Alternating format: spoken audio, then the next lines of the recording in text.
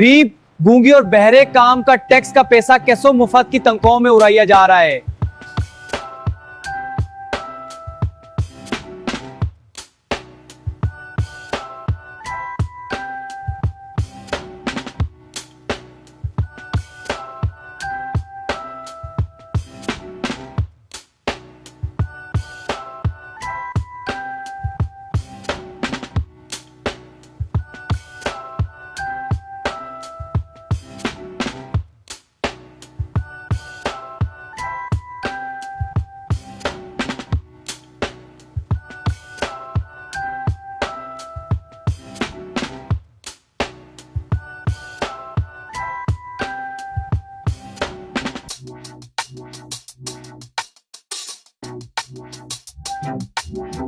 Petrol खत्म, सब कुछ बंद, लेकिन आम के खून पसीने के टैक्स से मुफ्त की तनख्वाहें जल रही हैं।